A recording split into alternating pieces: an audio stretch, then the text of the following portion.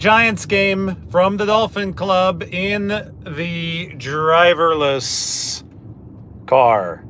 We're about to pass the Ferry Building. Beautiful San Francisco afternoon on the waterfront. We are going to talk about the 49ers roster. I anticipate hitting a little bit of traffic on the Embarcadero, but I like making my days as efficient as possible. So instead of biking today, knowing that I was going to go to the Giants game from my swim in the Bay, I decided to take the Waymo, the driverless car, because we can talk 49ers in here. We're going to talk the state of the roster here over the next few minutes as NFL draft season approaches. The 49ers have 17 spots left on the 90-man roster. They're going to be trying out a quarterback, Kellen Mond, tomorrow to try to fill one more of those 17 open spots. They have 3 quarterbacks currently on the 90. Brock Purdy, Josh Dobbs, and Brandon Allen. And maybe Kellen Mond is going to be the next QB on there. All right. So as we make this drive, we make these little San Francisco history lessons as well. Ferry Building, that actually survived the 1906 earthquake. Almost the whole city burned down in the 1906 earthquake. But that building right there survived both the quake and the resulting fire. Here we could take a look at the Embarcadero as we move our way up. That's going to be the Bay Bridge. So a nice little stop at the Ferry Building. You can go in there, get some really good food. They do a good job in the Ferry Building sampling the great counties of California and all their produce. So go ahead and check that out as we move here under... Well, we're going to be moving under the Bay Bridge in a little bit, but there's a little bit of traffic. So quarterback position looks good for the 49ers. Kellen Mond might be part of it.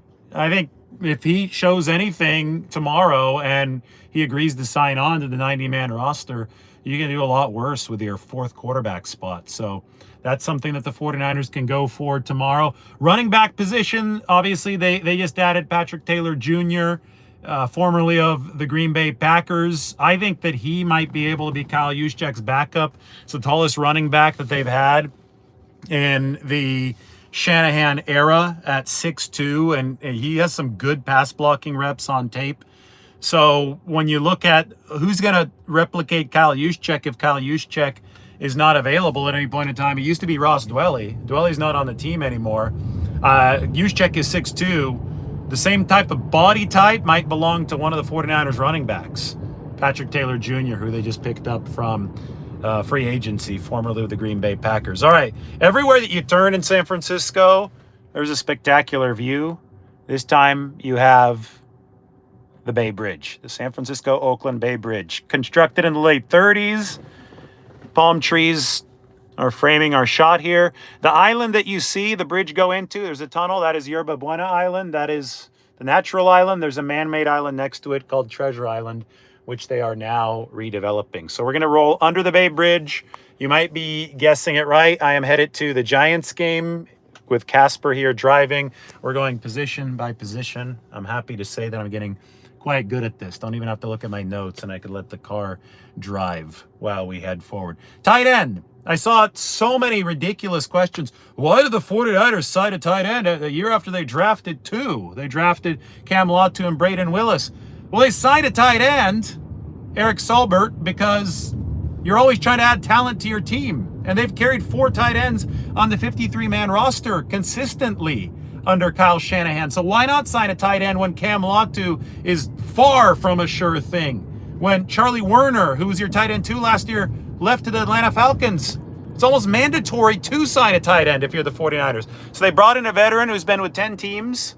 As we now cross under the Bay Bridge, I'm going to give you guys a nice view here. I mean, this is rolling nicely. Check this out. What a San Francisco shot, right? Car driving itself, Bay Bridge right above us. There's another look at the Bay Bridge.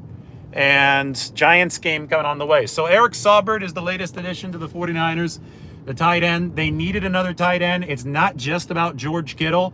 You have to have bodies behind George Kittle. And unfortunately for the 49ers, they have not gotten enough receiving production out of people not named George Kittle over the years. Subert has more catches on his 2022 log than George Kittle, than Charlie Werner had in 4 years with the 49ers. Offensive line, big piece coming out tomorrow.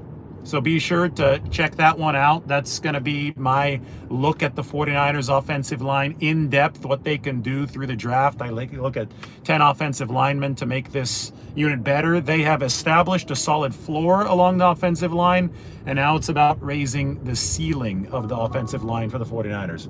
Man, we're almost there. This is crazy. I'm going to have to pack up my bag. There's less traffic going to Giants games there used to be. I'm guessing there won't be that big of a crowd tonight. So I'm having this drop me off a couple blocks away. Hopefully I can finish the live. Hopefully there are not too many baseball fans walking around after this car drops me off. So just stay patient with me.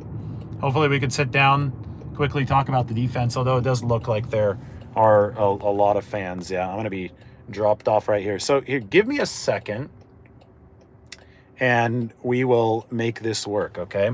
I got to zip up the bag. You're here. Please we are make here. Sure it's clear before exiting. That's where the Giants play, by the way.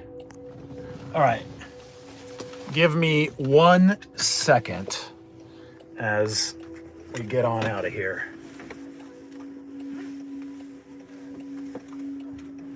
Everybody's looking at me because I'm getting out of a driverless car. Ridiculous.